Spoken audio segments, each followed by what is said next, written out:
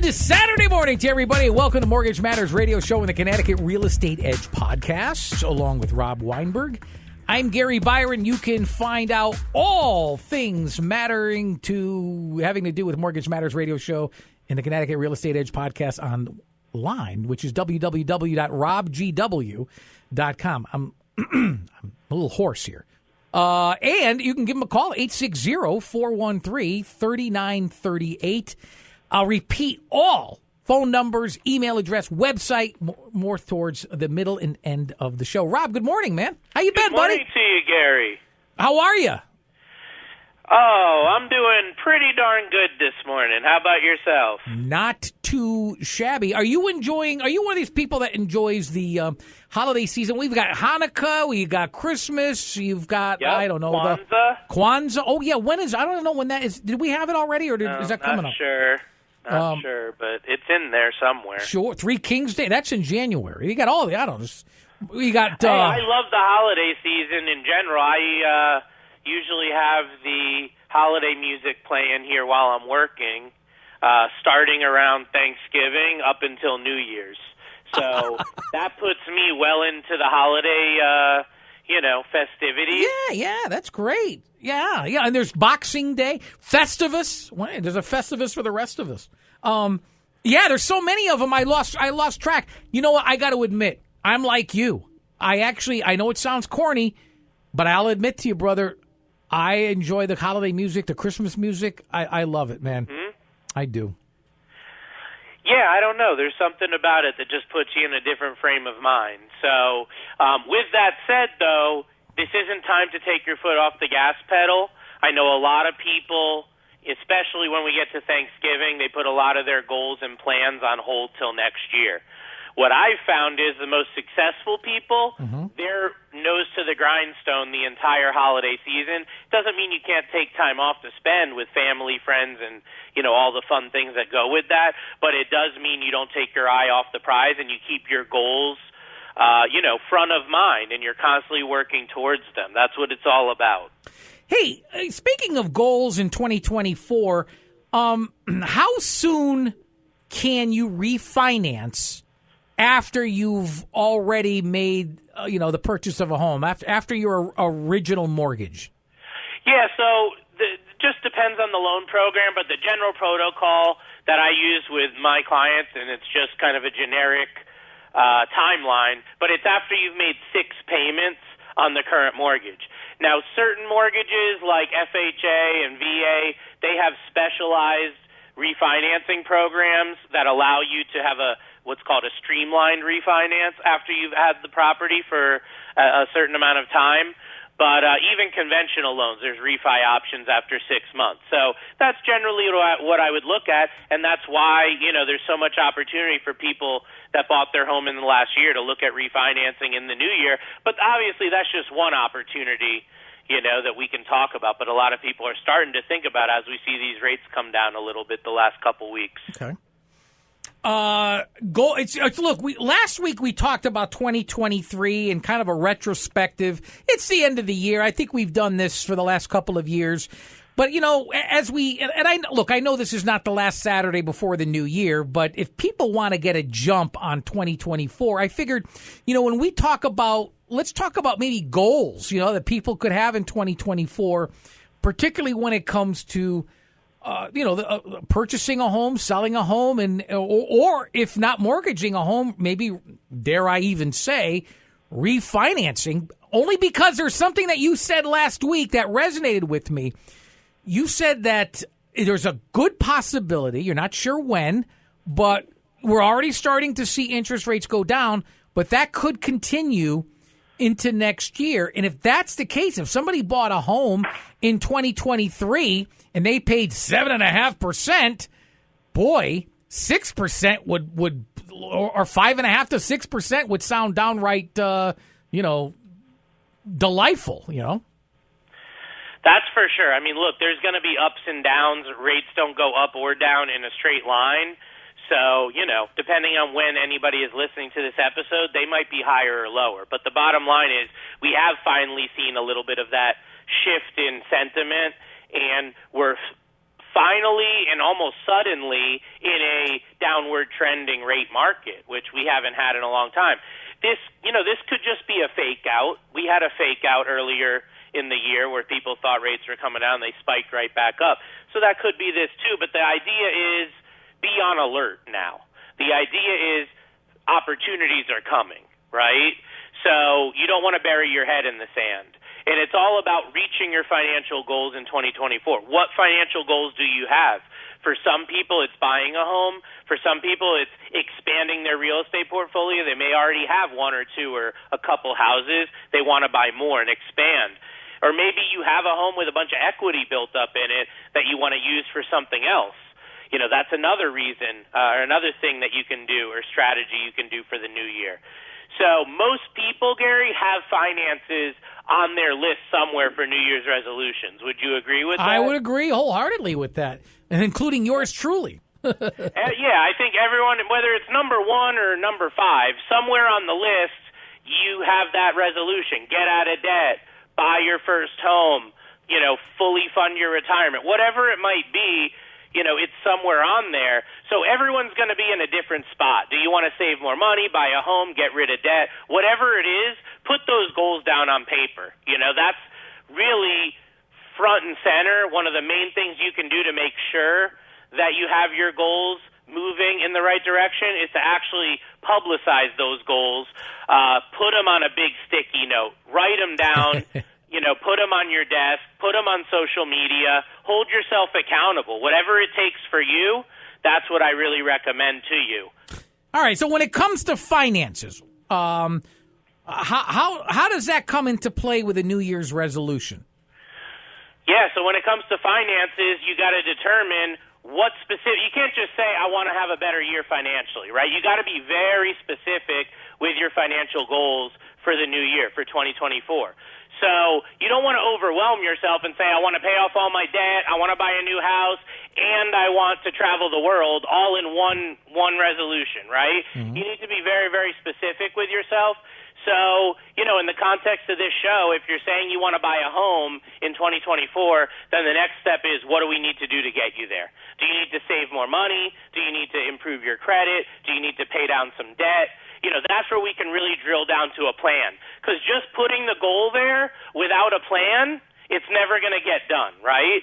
So the more we can drill down and the more detailed that we can get with our goals, I've found that really it creates the track for success. It almost forces you to have success because instead of looking at this big audacious goal, you look at it as bite-sized pieces. And that's a lot easier than, accomplishing something large. What would you say are some of the basic financial goals that homeowners and future homeowners can aspire for in 2024? Right. So if you don't already own a home and that's what you're looking to do, then get specific and put that down and get really detailed on it. Do you want a condo? Do you want a single family? Do you want a 2-family home? What area do you want to live in? Start figuring out your wants and needs that you're looking for. The more detailed, the better. And if you do own a home, do you want to buy another? Do you want to build out your real estate portfolio? Do you want to pay off your debt? Maybe there's something that's just plaguing your credit or finances that you need to clean up. And the other thing that you really want to start looking at now that may be a little bit outside of the box is, can you save money by getting a new mortgage? Meaning either a home equity line, a home equity loan, or a refinance of your current loan. There are money-saving opportunities now, and there are even more money-saving opportunities coming in 2024 if we continue on this downward trajectory in interest rates. So those are the things that the current homeowners and future homeowners really want to think about going into next year. What do you think is the minimum protocol that everyone should be doing on an annual basis in order to stay in check with their mortgage, their credit, and even their overall financial plan? Yeah, this is a really important question, Gary, because what I found is when somebody is buying a home, when somebody is refinancing, they are in the process, right? So they are thinking about it. It's on the top of their mind, and they're constantly doing things around that. But what I found is once you own the home, Or once you've gone through the process, once you've done that refinancing, well, now what? People don't stay accountable anymore. So I think one of the most important things is once you have a home, once you have a property, you want to make sure you're doing an annual financial checkup with a mortgage lender or financial advisor or both. And if you don't yet own a property, get that relationship in place. Get that wealth team built behind you so that you can make sure you're getting positioned to buy a home, because it might take some time, sometimes a bit more time than you would want. The more clarity you have with your plan, the more you'll be able to move towards that goal. So that's number one, is doing at least minimum one annual review per year. And the second thing would be you want to be getting free copies of your credit reports from annualcreditreport.com, which you can get one free credit report per bureau per year. Okay? So it's not going to give you your credit score, but it's actually going to give you the contents of your credit history with each credit bureau. And the reason that that's important is just to keep yourself accountable to your finances, number one. And number two, make sure the information is accurate. Just by looking at your credit reports for free a couple times a year on annualcreditreport.com, you can stop identity theft in its tracks. You can stop maybe accumulating debt that you weren't realizing, because the credit report's going to show you all that. And again, a lot of people lose sight of it when they're not in the process. So these annual reviews, these couple little tweaks you can make to your annual finances can really put you way, way ahead.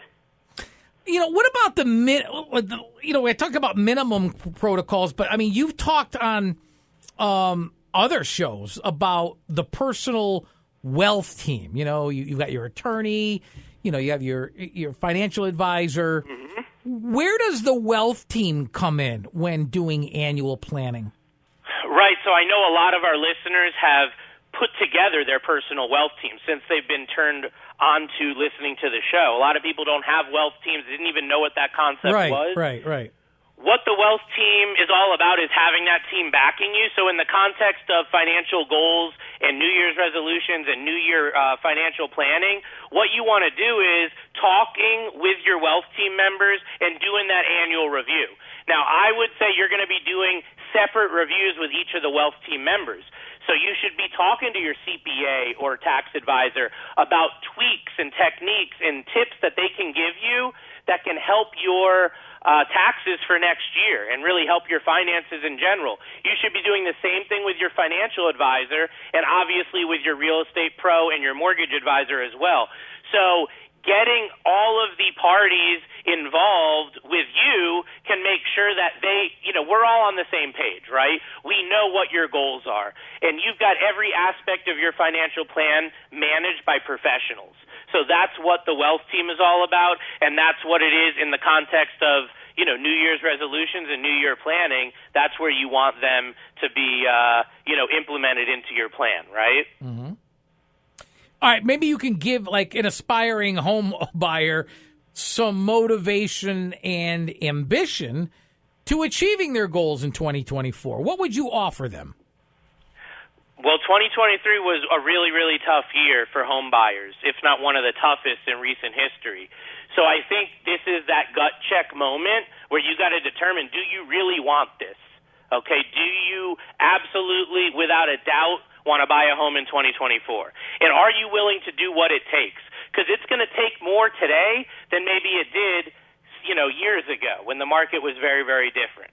And then the other question is, do you have that team to back you up and make it a reality? The wealth team we were just talking about. Is your real estate pro, your mortgage advisor, your CPA, your attorney, all these people, are they there backing you up with a confident plan to make these dreams a reality? The next question I would be asking yourself is, what can you do to strengthen your approval? Okay? In this market, every single thing you can do to put your pre-approval, to put your offer at the top of the stack, that's going to be one more thing in your favor, one more reason to accept your offer.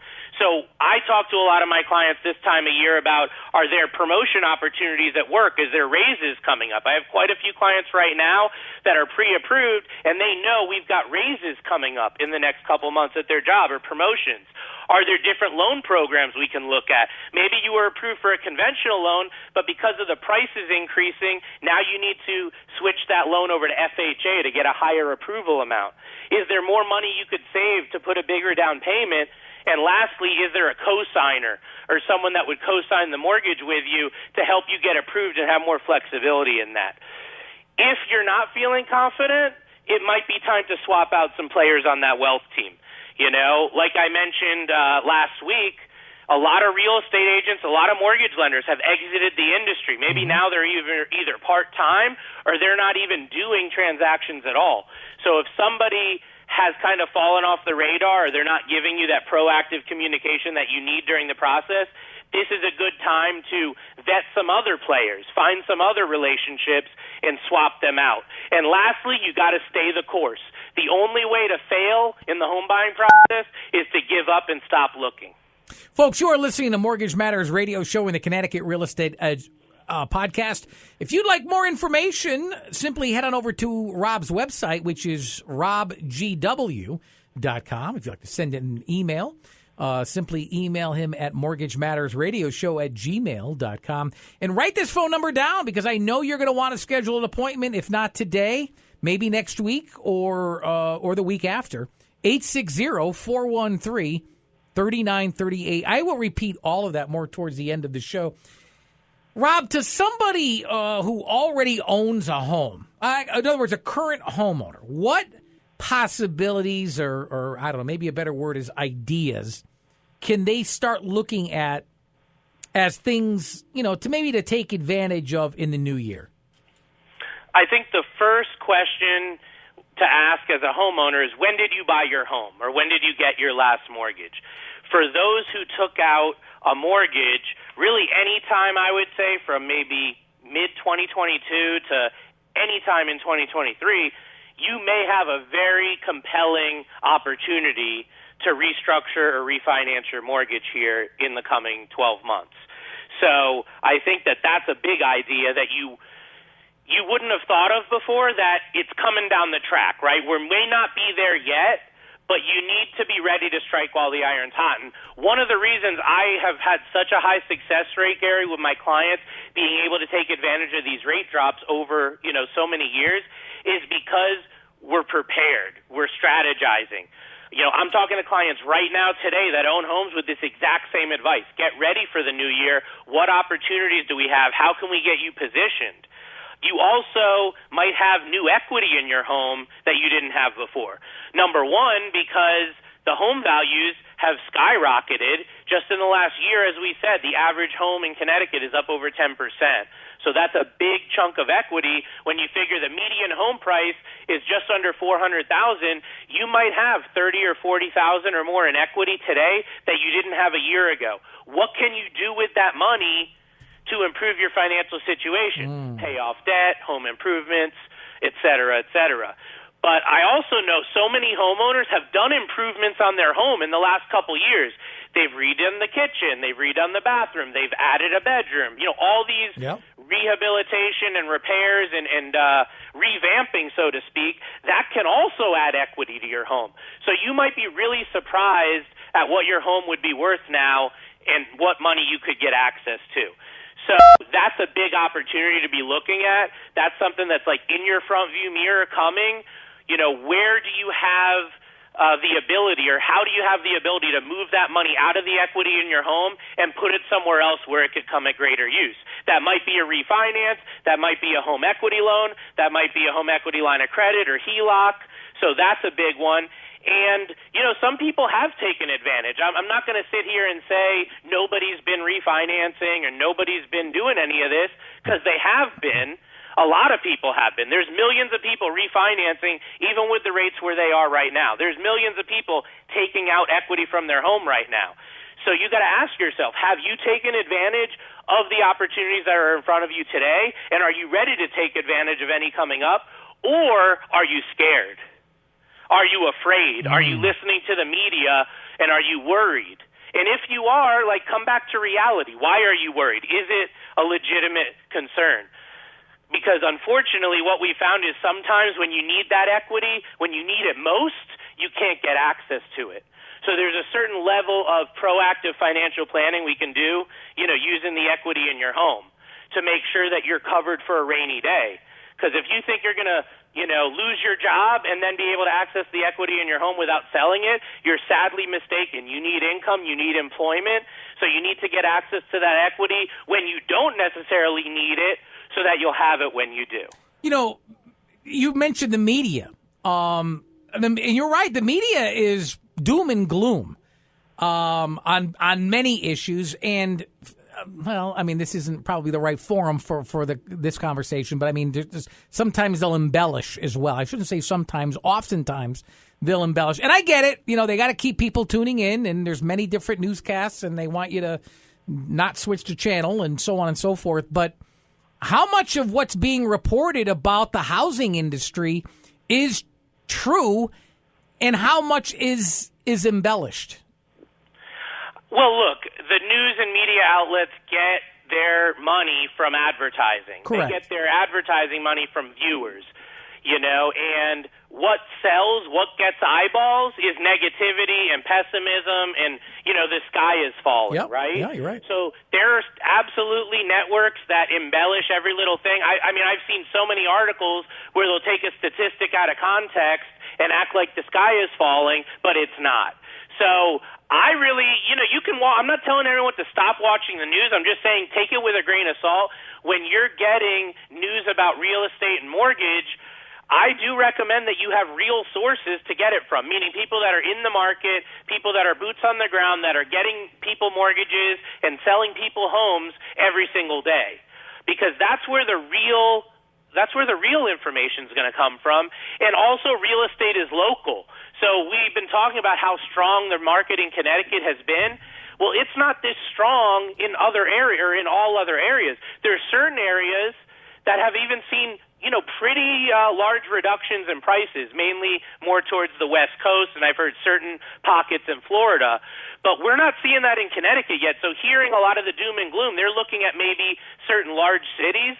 Well, real estate's local, and that doesn't necessarily affect us, so you can't use that generic information to make a local real estate decision for you and your family. That's really what it's about.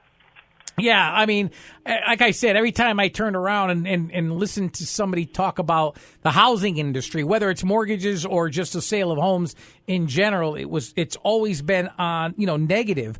And let's face it, most people, that's where they're getting their news from. And if it's all negative, and you are 100% right with, if it bleeds, it leads, and there's more talk about negative on the news.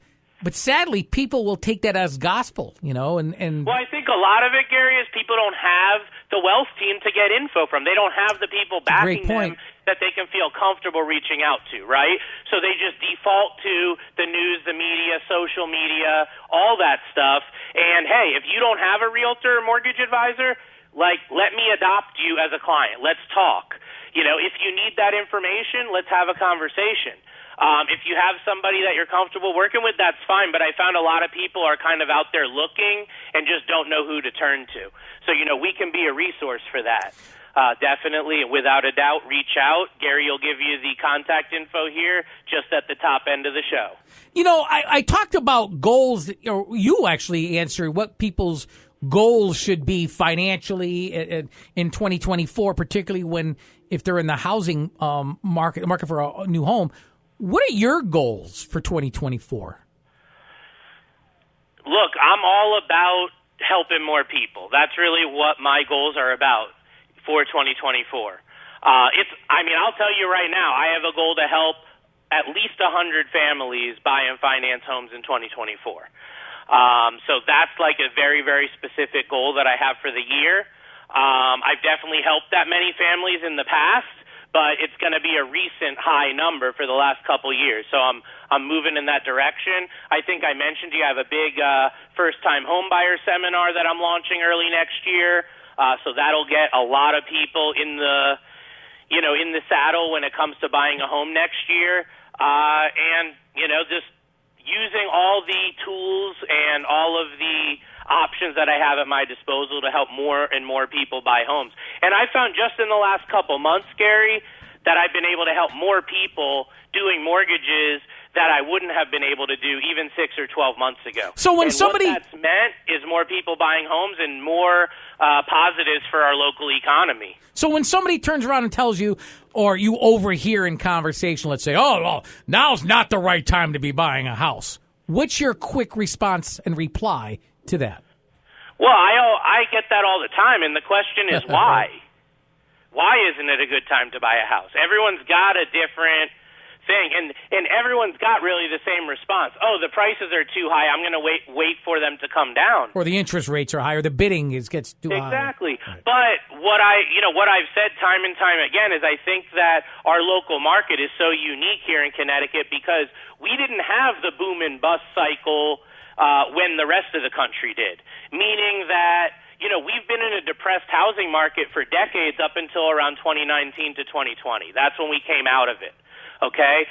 Other areas saw huge boom and bust cycles when our housing market was stagnant. So what if you look back 5 years from now and realize that the price of a home today wasn't high? What if it was actually a great deal? What if it was a bargain, what you're getting a home for in 2024? How would you feel knowing that? So I don't have a crystal ball, but what I do know is when you look at what a home costs in Connecticut and you take that same home and you put it on a different state, a different county, a different area of the country, we have a very affordable housing market from a lot of standpoints, and that's why we're seeing people move to Connecticut from other areas. I got a call the other day from someone moving out here from Temecula, California, and they're not put off by our housing prices. They're actually pretty excited about what they can afford in Connecticut given their salary. Well, so, we live in a bubble, but sometimes you got to get out of that bubble to realize what we really have. I think you said earlier that, Connecticut actually isn't as bad as some of the other states as far as our housing market. Folks, if you'd like more information on this show or any of the others that we do, please head on over to Rob's website. It's www.robgw.com. If you got a question that you'd like answered right here on these very airwaves, hey, maybe as soon as even next Saturday, just make sure you drop us an email right now or this week, which is Mortgage Matters Radio Show at gmail.com. And if you'd like to schedule a consultation with Rob, very easy to do. Just pick up the phone and give him a buzz, 860-413-3938. I'll repeat that for you, 860-413-3938. For Rob Weinberg, I'm Gary Byron. Thank you so much for listening to Mortgage Matters Radio Show and the Connecticut Real Estate Edge podcast. Until next Saturday morning, have a good one, everybody. So long.